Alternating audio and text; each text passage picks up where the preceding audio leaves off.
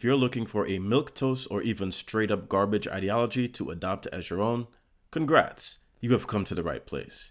Here at The Progressive Writer, we have the right garbage trap tailor-made to fit your uncurious mind because apparently you're not into politics. Are you interested in never having a meaningful position on any issue ever? Good news. Centrism may be right for you. Centrism is the exquisite art of walking the tightrope of blandness while championing the status quo. It's the political ideology that has captured the hearts of, well, absolutely no one, yet somehow manages to maintain a constant presence in every political landscape. Some may argue that centrism lacks passion, charisma, and any semblance of excitement, but let me tell you, there's something mesmerizing about its steady embrace of the middle ground. So, let's embark on a delightful journey through the world of centrism, where tepid waters and lukewarm baths await. Centrists are the unsung ninjas of politics, stealthily avoiding taking a firm stand on anything. Why make bold decisions when you can simply nod, smile, and see both sides of every issue? It's the political equivalent of wearing a cloak of invisibility. Nobody knows you're there, and you don't have to worry about making enemies.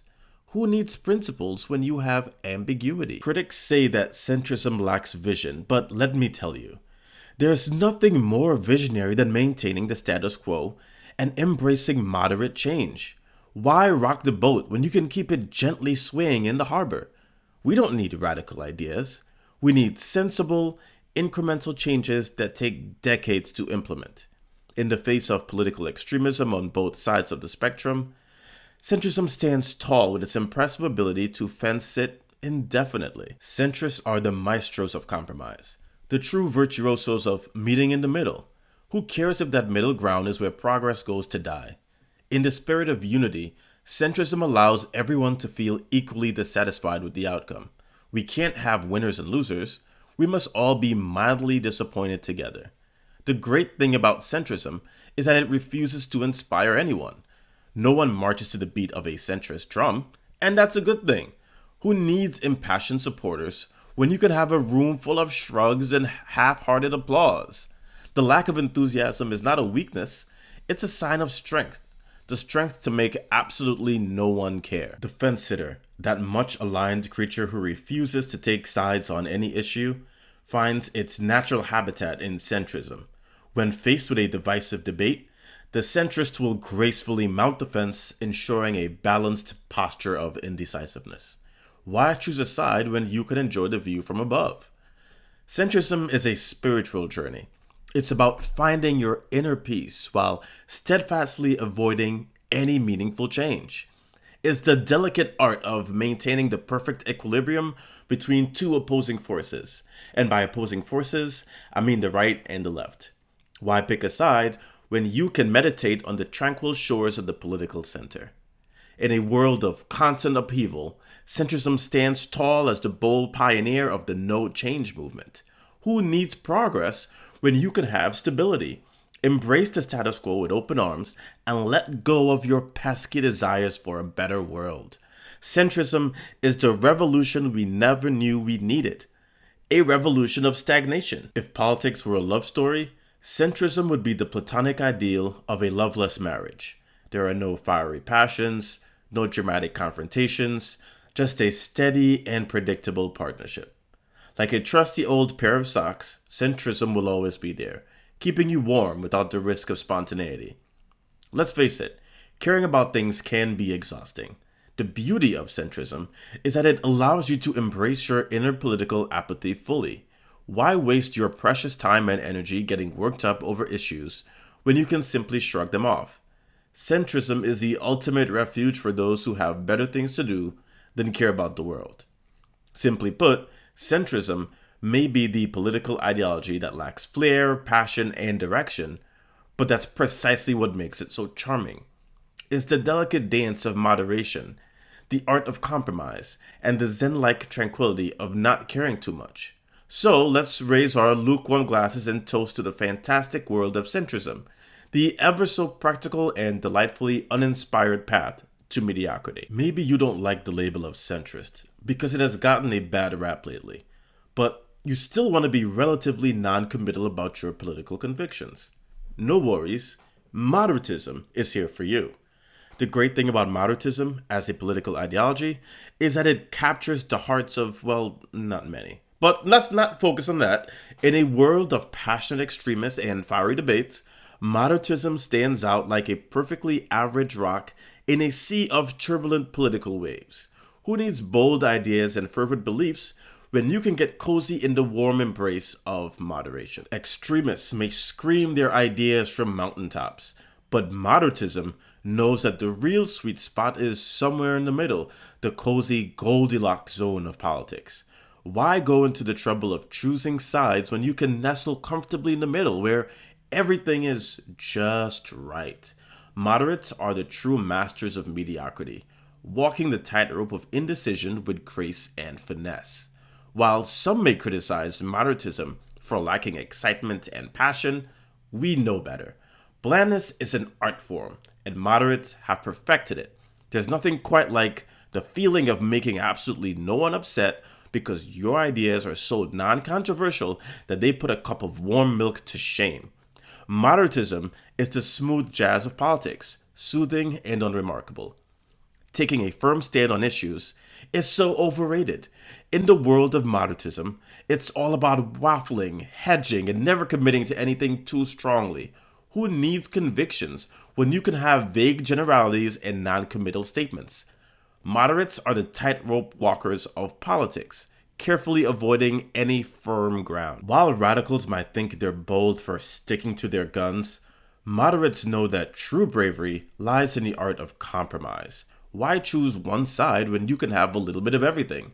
Moderatism is the land of negotiations and settlements where everyone is equally dissatisfied, and that's the beauty of it. Who needs winners when you can have half-hearted participants?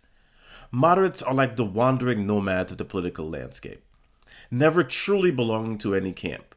They float gracefully between parties and ideas, always in search of the elusive neither here nor there position. It's a thrilling adventure, constantly being on the fence, never committing, and always avoiding the responsibility of taking a stand.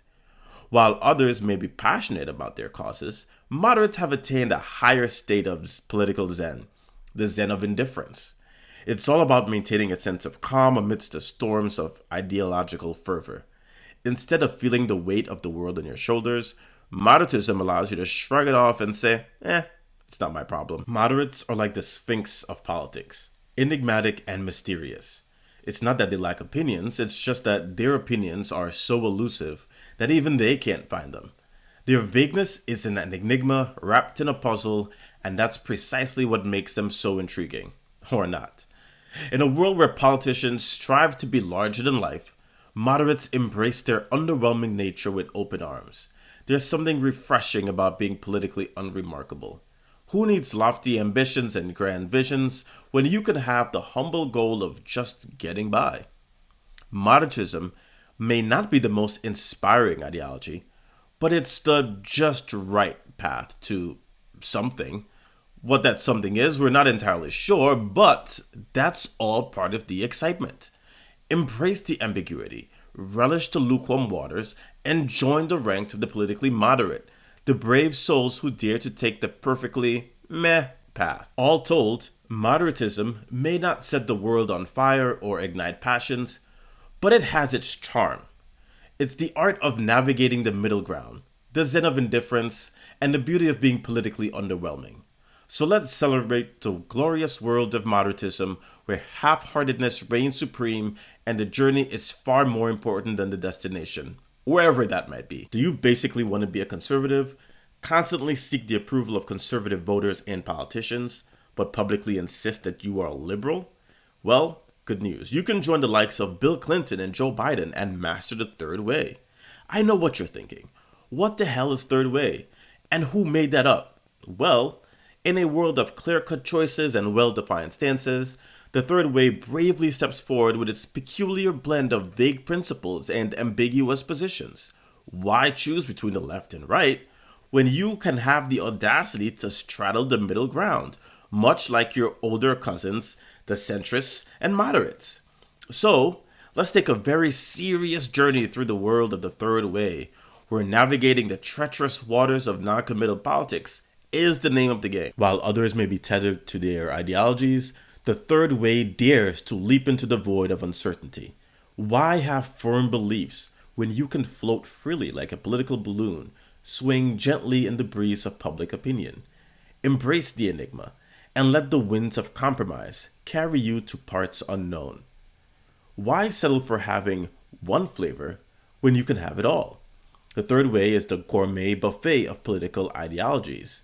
Sample a bit of socialism, a bit of conservatism, a sprinkle of liberalism, all while maintaining the impeccable balance of a political tightrope walker. It's the art of having your cake and eating it too, or in this case, having your cake, pie, and every other dessert on the menu. In a world of clear-cut ideologies, the third way is the symphony of ambiguity. Why play a single note when you can have a whole orchestra of mixed messages and vague promises? Critics may call it wishy-washy, but we prefer to think of it as a stunning display of political flexibility. After all, why commit to anything when you can just leave your options open? It takes a certain level of skill to master the art of straddling the middle. Walking the tightrope of political centrism is no easy feat, but the third way navigates it with grace and flair. It's like watching a circus act, as the third way deftly avoids taking a firm position on any issue, leaving everyone wondering where they stand, including themselves. Chameleons are renowned for their ability to change colors, and the third way is no different. Like a political chameleon, it adapts to its surroundings, taking on the hues of its political environment. It's the perfect camouflage for politicians who wish to blend in and avoid any firm commitments. Who needs a consistent ideology when you can change with the political winds? Critics may throw accusations and criticism at the third way, but nothing sticks to it. It's like the Teflon coating of politics, repelling any attempt to pin it down to a specific issue or principle. Scandals and controversies may come and go, but the third way remains unscathed, untarnished, and, most importantly, uncommitted. The third way may not have all the answers, or any answers for that matter, but it is the just right solution for something. What that something is, we're not entirely sure, but we trust that the third way knows what it's doing, or not doing, as the case may be. Embrace the mystery and bask in the glow of uncertainty. It's the hallmark of the third way. Indecisiveness is often seen as a weakness, but the third way flips that notion on its head. It's not indecision, it's political agility. Why be tied down to a single course of action when you can dance between options like a graceful political ballerina? The third way has perfected the art of, I don't know, and turned it into a powerful political tool. In the realm of political ideologies, the third way is the grand odyssey of uncertainty. It's the epic journey of avoiding clear positions and bold ideas, preferring to drift aimlessly like a political raft on a sea of ambiguity. So, raise your sails and embrace the adventure of the third way, where the destination is unknown and the journey is an exercise in perpetual puzzlement. So to conclude, the third way may not be the most straightforward or coherent political ideology, but it certainly has its charm. It's the art of straddling the middle, the symphony of ambiguity, and the ultimate political chameleon. So let us celebrate the intriguing world of the third way, where clarity is overrated and indecision is the key to political survival. Or at least we think it is. Thank you so much for watching and getting to this point in the video. I appreciate you listening to me break down those amazing middle-of-the-road political ideologies. Like, comment, and most importantly, subscribe for part 2, where I tell you why populism is so amazing and I get into the amazing world of conservatism. Thanks for watching.